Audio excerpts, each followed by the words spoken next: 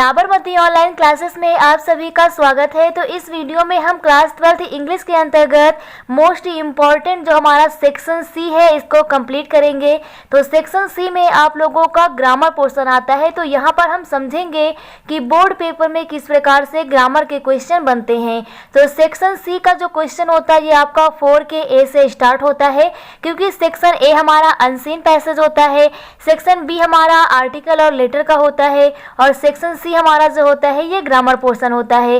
तो 4 का ए क्वेश्चन कुछ इस प्रकार से पूछा गया है, choose the correct option to answer the following expression. तो यहाँ पर हमें करेक्ट ऑप्शन चूज करना है।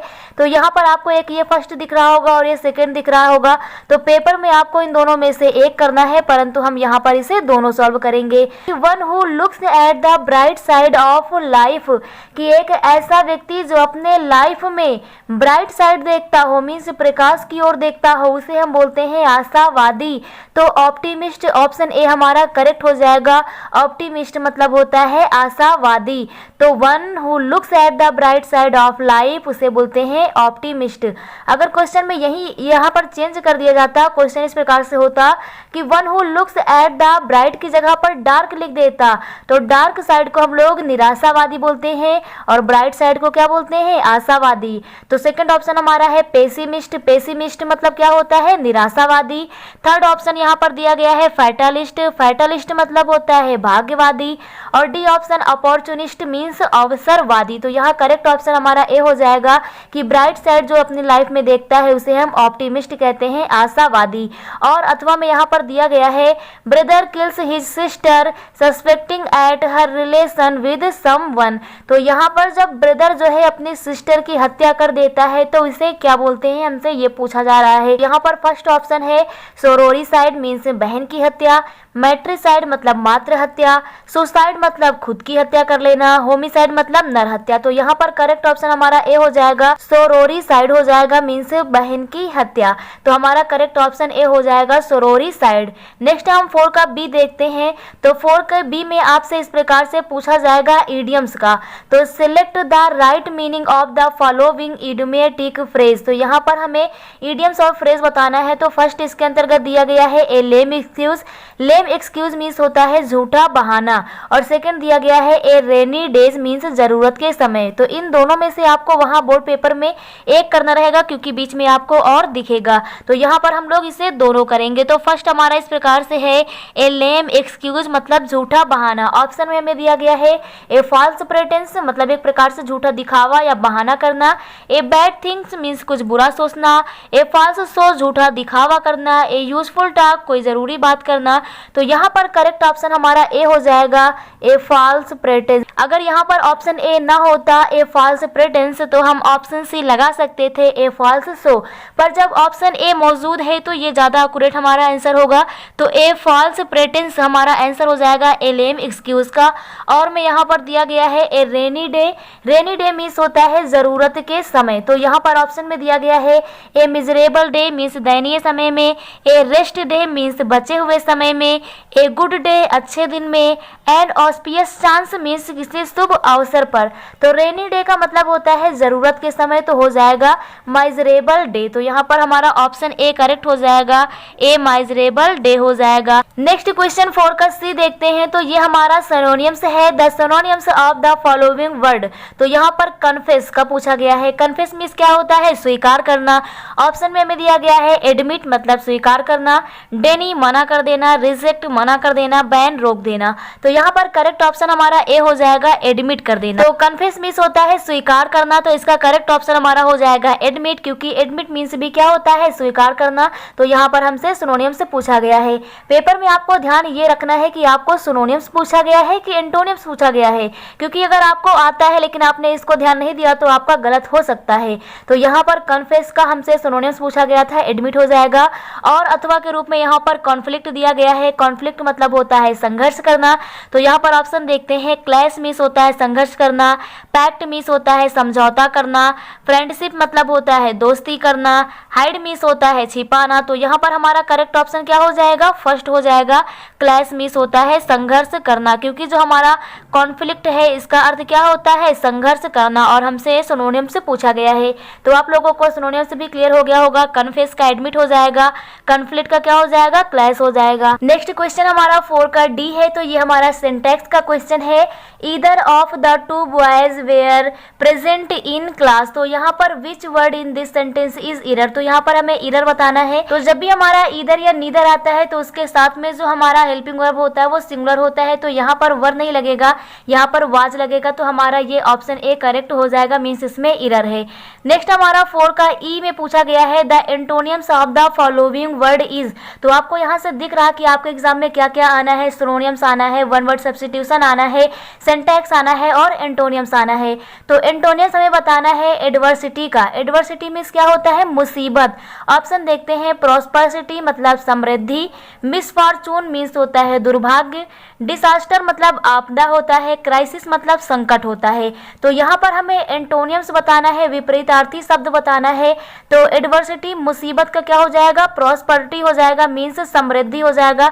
तो फर्स्ट ऑप्शन यहाँ पर हमारा करेक्ट हो जाएगा, प्रॉस्पर्टी हो जाएगा, समृद्धि हो जाएगा। और आपको यहाँ पर और के रूप में सेकंड क्वेश्चन दिया जाएगा, इस प्रकार से यहाँ पर दिया गया है सिविलाइज्ड मीन्स होता है सब, तो इसका यहाँ पर हमसे एंटोनियम से पूछा गया है। तो ऑप्शन देखते हैं, अनसिविलाइज्ड मीन्स असभ्य होना, जेंटल मीन्स सज्जन होना, माइल्ड मीन्स होता है हल्का होना, हम्बल मीन्स होता है विनयपूर्ण होना यानी कि विनम्र होना।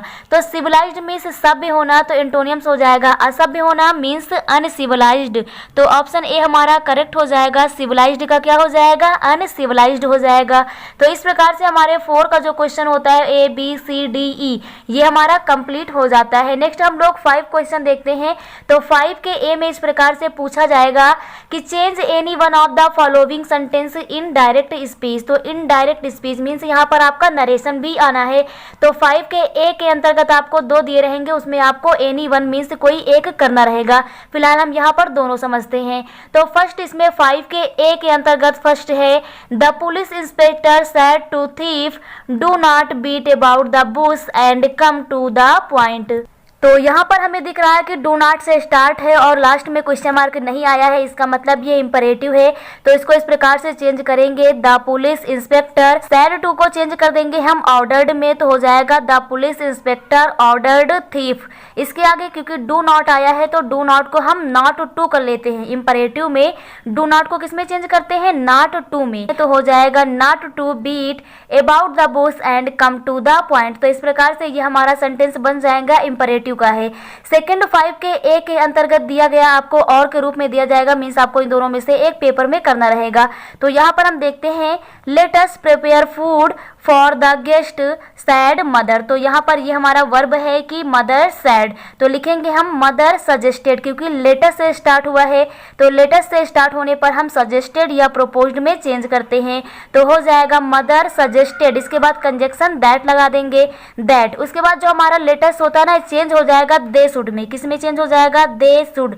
तो हो जाएगा mother suggested that they should, आगे हो जाएगा prepare food for the guest. तो इस प्रकार से ये भी आप लोगों को क्लियर हो गया होगा नरेशन का। नेक्स्ट हम लोग 5 का बी देखते हैं। तो 5 का बी हमारा है combine any one of the following sentence as directed. तो 5 के बी के अंतर्गत फर्स्ट है the sunset the travellers stop their journey. तो इसको हमें सिंपल सेंटेंस में चेंज करना है। तो सेंटेंस मुख्यतः 3 ही यहाँ पर पूछे जाते हैं मुख्यतः, जैसे सिंपल सेंटेंस हो गया, सिंपल में चेंज करने को कहेगा या कंपाउंड में चेंज करने को कहेगा या फिर कॉम्प्लेक्स में कहेगा। तो आपको किन्हीं 2 को अच्छे से समझ लेना है, क्योंकि आपको 2 ऑप्शन तो दिए रहेंगे। अब ऐसा भी नहीं है कि दोनों आपको सिंपल ही पूछ ले, तो आपको 2 ऑप्शन दिए रहेंगे, उसमें से आपको एक करना रहेगा। तो the sunset the traveller stop their journey, तो इसे हम सिंपल में इस प्रकार से चेंज करेंगे the travellers stop their journey as the sunset. तो यहाँ पर एज लगा करके इसे हम सिंपल में चेंज कर देते हैं। सेकंड है spare the rod spoil the child. तो इसे हमें कंपाउंड में चेंज करना है। तो इसे हम इस प्रकार से चेंज करेंगे you spoil the child if you spare the rod. तो यहाँ पर हम इफ लगा करके इसे इस प्रकार से कंपाउंड में चेंज कर देते हैं। नेक्स्ट क्वेश्चन हमारा 5 का ई है transform any one of the following sentences as directed. तो यहाँ जहाँ पर हमें डायरेक्शन दी गई है उसी प्रकार से हमें इसको चेंज करना है। तो ये भी आपका ट्रांसफॉर्मेशन का ही है। फर्स्ट है ओ हो आई वर ए चाइल्ड अगेन, तो यहाँ पर हम इसे इस प्रकार से चेंज करेंगे, ओ को हटा देंगे क्योंकि हमें असर्टिव बनाना है। तो असर्टिव के लिए हम आगे यूज करेंगे आई विश। क्या यूज करेंगे? I wish I was a child again. तो इस प्रकार से इसे हम चेंज कर देते हैं। सेकंड है do you know where Mr Sharma lives, तो इसे हमें सिंपल सेंटेंस में चेंज करना है और अभी ये हमारा इंट्रोगेटिव है तो हमें किस में चेंज करना है? सिंपल में। तो यहाँ पर हेल्पिंग वर्ब आगे से हम हटा देंगे तो इस प्रकार से बन जाएगा यू नो, यहाँ पर क्या हो जाएगा? You know where Mr Sharma lives. यहाँ पर हम क्वेश्चन मार्क भी हटा देंगे क्योंकि ये हमारा इंट्रोगेटिव है। अब हमने इसे किस में चेंज किया है? सिंपल में चेंज कर दिया है। तो हेल्पिंग वर्ब हटा देंगे आगे से और यहाँ पर क्वेश्चन मार्क हटा देंगे तो हमारा सेंटेंस जो है सिंपल में चेंज हो जाएगा। नेक्स्ट हम लोग 5 के एफ के अंतर्गत देखते हैं correct any one of the following sentences. तो यहाँ पर हमें 4 सेंटेंस दिए गए हैं, फर्स्ट, सेकेंड, थर्ड, फोर्थ, और इसमें हमें कोई एक ही करना बोर्ड पेपर में रहेगा पर यहाँ पर हम सभी करते हैं। तो फर्स्ट है he gave a 10 rupees note to a beggar. तो यहाँ पर आपको रूल भी सीखना है तो क्योंकि यहाँ पर आपकी प्रैक्टिस हो जाएगी तो एग्जाम में आपके लिए आसान हो जाएगा। तो फर्स्ट रूल यहाँ पर ये लग रहा है कि जब आगे 10 दिया गया तो रुपीज नहीं होगा, ये रुपी होता है। तो कुछ ऐसे नाउन होते हैं ना जिसमें एस नहीं लगता है, तो जैसे यहाँ पर रुपीज नहीं होगा, रुपी होगा, तो ये हो जाएगा he gave a 10 rupee note to a beggar. तो यहाँ पर रुपी होगा, रुपीज नहीं होता है। सेकंड दिया गया है आई have my friends dog who is a good man. तो इसे इस प्रकार से चेंज करेंगे क्योंकि यहाँ पोस्ट ऑफ फेस की कोई ज़रूरत नहीं है तो इसे इस प्रकार से चेंज करेंगे I have my friend dog, I have my friend dog who is a good man. या इसी को हम ऐसे भी लिख सकते हैं I have a dog of my friend. इस प्रकार से भी लिख सकते हैं कि I have a dog of my friend, comma लगाएंगे, who is a good man. तो इस प्रकार से ये हमारा करेक्ट हो जाएगा। थर्ड दिया गया है no sooner I reached the station then the train had gone. तो यहाँ पर आपको याद रखना है कि नो सूनर के बाद में या तो हैड आता है या तो डिड आता है। तो यहाँ पर कुछ यूज नहीं हुआ है इसलिए ये हमारा इनकरेक्ट है। इसे हम करेक्ट करेंगे तो इस प्रकार से लिखेंगे कि no sooner did I reached the station then the train had gone. तो यहाँ पर हम डिड लगा देंगे, हमारा करेक्ट हो जाएगा। इसके बाद फोर्थ देखते हैं little knowledge is dangerous things. तो लिटिल नॉलेज, लिटिल मतलब कुछ नहीं, तो कुछ नहीं जो ज्ञान है वो खतरनाक नहीं होता है, जो थोड़ा ज्ञान है ना वो खतरनाक होता है। तो थोड़े के लिए ए लिटिल होता है। तो आपको लिटिल का केस भी याद करना है कि लिटिल मतलब कुछ नहीं, ए लिटिल मतलब थोड़ा होता है और द लिटिल मतलब जितना बचा है वो। तो यहाँ पर ए लिटिल होगा क्योंकि जो थोड़ा ज्ञान होता है ना, अल्प ज्ञान, वो ज्यादा खतरनाक होता है। A little knowledge is dangerous thing. तो इस प्रकार से ये आपका करेक्ट हो जाएगा।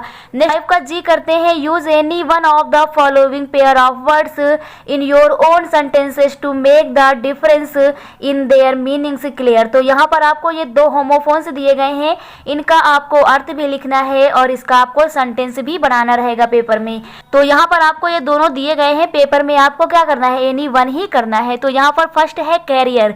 तो CARRIER कैरियर मीन्स होता है वाहक और CAREER कैरियर मतलब होता है आजीविका। तो इस प्रकार से आपको कैरियर का करना है। सेकंड है सेल, SALE सेल मीन्स होता है बिक्री, SALE सेल माने बिक्री और SAIL सेल मीन्स होता है जल यात्रा। तो यहाँ पर इसका हम सेंटेंस भी बना लेते हैं। तो फर्स्ट है हमारा कैरियर, तो सेंटेंस आप अपने हिसाब से बना सकते हैं। तो यहाँ पर हम सबसे पहले कैरियर का बनाएंगे कि the water carrier is going to well. तो यहाँ पर हम लिख लेंगे the water carrier, the water carrier, क्योंकि इस कैरियर का मतलब क्या होता है? वाहक मीन्स ले जाने वाला। तो हो जाएगा the water carrier is going to the well. तो ये होमोफोन्स का आपको वीडियो मिल जाएगा, आप लोगों को कराया जा चुका है। सेकंड यहाँ पर है CAREER, इस कैरियर मीन्स क्या होता है? आजीविका, या फिर आप लोग कह सकते हो कि आप लोगों का जो व्यवसाय होता है। तो इसे इस प्रकार से लिखेंगे कि यू विल फिनिश। तो इसे हम लिखेंगे you will finish your career. यहाँ पर हम यूज कर देंगे कैरियर, CAREER वाला मीन्स ये हमारा आजीविका है। तो you will finish your career if you do not work hard. तो if you do not work hard, इस प्रकार से इसे हम कंप्लीट कर देते हैं।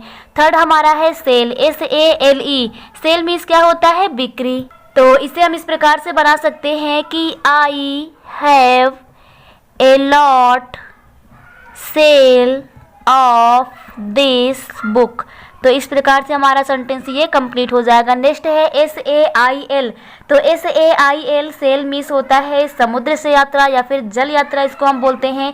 तो इसका सेंटेंस इस प्रकार से बनाएंगे, ए सेलिंग शिप। तो यहाँ पर हम लिखेंगे ए सेलिंग शिप मीन्स जो हमारी समुद्र वाली जो जहाज होती है उसकी बात कर रहे हैं। तो यहाँ पर हम लिखेंगे ए सेलिंग शिप।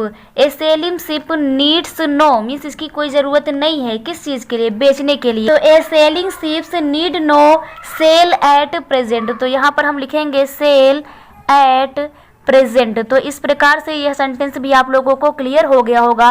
तो इस प्रकार से हमारा सेक्शन सी कंप्लीट हो जाता है। तो आप लोगों को क्लियर हो गया होगा कि बोर्ड पेपर में आप लोगों से सेक्शन सी मीन्स ग्रामर के अंतर्गत किस प्रकार से क्वेश्चन पूछे जाने हैं। Thank you.